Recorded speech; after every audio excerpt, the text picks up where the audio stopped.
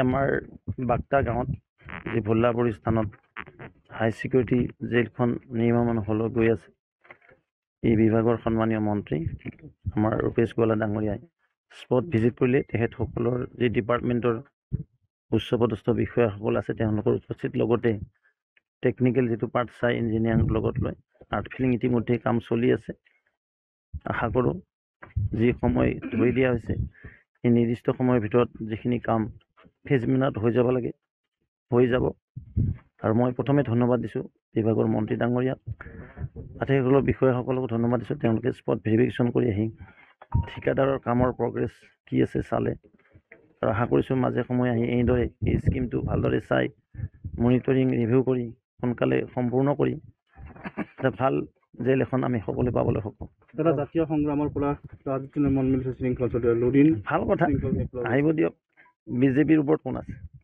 ভাৰতীয় জনতা পাৰ্টি কাৰ্যকৰ্তা আধাৰত নিৰ্মিত দল আৰু দেশৰ সন্মানীয় প্ৰধানমন্ত্ৰী নৰেন্দ্ৰ মোদী ডাঙৰীয়াই দেশৰ যি আন্তঃগাঁথনি যোগাযোগ যাতায়াত ভাৰতবৰ্ষক আজি উচ্চ শিখৰলৈ লৈ গৈছে, ঠিক তেনে অসমৰ মাননীয় মুখ্যমন্ত্ৰী মহোদয়ৰ বলিষ্ঠ নেতৃত্বত আজি ব্যাপক আৰু সৰ্বাত্মক উন্নয়ন হৈছে। তাৰ প্ৰতিফলন এই বাক্তা গাঁৱত 100 চেয়াৰৰ আমি জেল পাবলৈ সক্ষম হৈছোঁ। তেনেকুৱা কথা। স্বাগতম জনাব।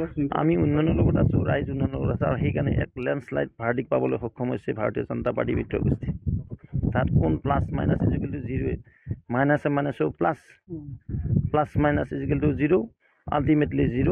আৰু 26ত বিজেপি মিত্ৰ গোষ্ঠীৰ চৰকাৰ হ'ব। আৰে মই ক'লোঁ কি ভাই, মাইনাছে মাইনাছে প্লাছ। গৌৰৱ এইবাৰ প্ৰত্যাহ্বান হ'ব মুখ্যমন্ত্ৰী। কোনো প্ৰত্যাহ্বান নহয়, প্ৰত্যাহ্বান এতিয়া ধূলিসাৎ হৈ গ'ল কংগ্ৰেছ। আপুনি গম পায় নাপায় কংগ্ৰেছে কিমান পাৰ্চেণ্ট ভোট পাইছে? কংগ্ৰেছ এতিয়া ডিমলাইজ হৈ গৈছে। কংগ্ৰেছক মই কৈছোঁ না ইলেকশ্যন যে ফুটা কলহত ফুটা বাল্টিত আৰু কোনোৱে পানী ঢালিবলৈ নাযায়। গৌৰৱ ভৰি তোলা মাটি হেৰুৱাব নেকি? মই ক'লোঁ কি যে কংগ্ৰেছক বাই বাই ফিজ দিছে অসমৰ জনগণে, দেশৰ জনগণে, হিন্দুস্তানে। তেওঁলোকৰ হাজোত যিখন আমাৰ হাই চিকিউৰিটি জেল হৈ আছে সেই জেগাটো চাবলৈ আহিছোঁ, কামৰ অগ্ৰগতিৰ বুজ ল'বলৈ আহিছোঁ। আৰু মই ভাবোঁ যে নিৰ্দিষ্ট সময়ৰ ভিতৰত আমি ভূমি পূজনো কৰিব পাৰিম আৰু কামো শেষ কৰিব পাৰিম বুলি মই ভাবোঁ। আজি স্থানীয় বিধায়ক সন্মানীয় ভৱেশ কলিতা ডাঙৰীয়া মোৰ লগত আছে, আৰু আমাৰ বিভাগৰ উচ্চপদস্থ বিষয়াসকলো আহিছে, PWD বিষয়াসকল আহিছে।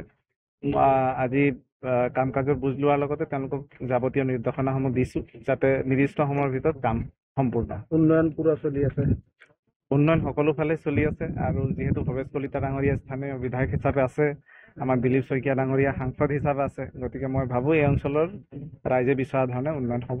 উজনিত পৰিৱৰ্তন হ'ব, শৃংখল চলিয়া আৰু হৈছে বিজেপিৰ বাবে ক্ষতি হ'ব নেকি বাৰু? চাওক, মই ভাবোঁ যে ভাৰতীয় জনতা পাৰ্টীৰ যিসকল কাৰ্যকৰ্তা আৰু ভাৰতীয় জনতা পাৰ্টীৰ যি সংগঠন সদায় সক্ৰিয় আৰু যথেষ্ট মজবুত। গতিকে কোন এক হৈছে, কোন মানে এক হোৱা নাই সেইটো আমি নাচাওঁ। আমি নিজৰ কামত কেতিয়াও গাফিলতি নকৰোঁ। খুব নিষ্ঠা আৰু সততাৰে আমাৰ দলৰ কাৰ্যকৰ্তাসকলে কষ্ট কৰে। মাননীয় মুখ্যমন্ত্ৰী ডক্টৰ হিমন্ত বিশ্ব শৰ্মা ডাঙৰীয়াৰ নেতৃত্বত চৰকাৰখনে খুব সুন্দৰভাৱে কাম কৰি আছে। আমাৰ সন্মানীয় বিধায়কসকলে, সাংসদসকলে সকলোৱে সকলো সময়তে ৰাইজৰ মাজত থাকি পেলাই মানে নিজকে মানে এটা বেলেগ গ্ৰহৰ প্ৰাণীৰ দৰে ৰখা নাই। আগত যিটো পৰম্পৰা আছিল, সকলোৱে ৰাইজৰ মাজত থাকি, ৰাইজৰ লগত থাকি, ৰাইজৰ সুখে দুখে লগত থাকি ৰাইজৰ হৈ পেলাই কাম কৰি আছে। গতিকে যেতিয়া কাম কৰা হয়, ৰাইজৰ মাজত থকা হয়, তেতিয়া কোনো ধৰণৰ কোনোবা এক হ'লে, কোনোবা বিয়োগ হ'লে, কোনোবা যোগ হ'লে কোনো ধৰণৰ মানে প্ৰভাৱ নপৰে বুলি মই ভাবোঁ। পঞ্চায়ত নিৰ্বাচনত আপোনালোকৰ যথেষ্ট মৰম, দায়িত্ব বাঢ়িছে বুলি আমি ক'ব নোৱাৰোঁ। দায়িত্ববোধ আছেই আমাৰ, আমি সদায় দায়িত্বশীল। আৰু ৰাইজে আমাৰ কাম কাজক শলাগিছে, মাননীয় মুখ্যমন্ত্ৰী মহোদয়ৰ কাম কাজক শলাগিছে, মোদী ডাঙৰীয়াৰ কাম কাজক শলাগিছে। সেইকাৰণে আজি চাৰিওফালে যোৰহাটৰ পৰা আৰম্ভ কৰি সকলো জেগাতে ভাৰতীয় জনতা পাৰ্টীৰ প্ৰাৰ্থীসকল বিপুল ভোটত জয়যুক্ত হৈছে, আৰু জয়ৰ যিটো ব্যৱধান মাৰ্জিন যথেষ্ট পৰিমাণে বাঢ়িছে। গতিকে আমি যথেষ্ট উৎসাহী। আৰু মই ভাবোঁ আগন্তুক দিনবিলাকত যিসকল প্ৰতিনিধি জিকি আহিছে তেওঁলোকৰ নেতৃত্বত আমি গ্ৰাম অঞ্চলৰ উন্নয়নৰ কাৰণে আৰু ভালদৰে কাম কৰিম। গৌৰৱ গগৈৰ স্থানত এইবাৰ মুখ্যমন্ত্ৰী ডাঙৰীয়া এইবাৰ নিৰ্বাচন খেলাৰ কথা কৈছে, যদি দলে বিচাৰে এইটো আচলতে ভাল হ'ব। নাই, এইবিলাক কথা মই কমেণ্ট দিব নোৱাৰোঁ। এইটো দলৰ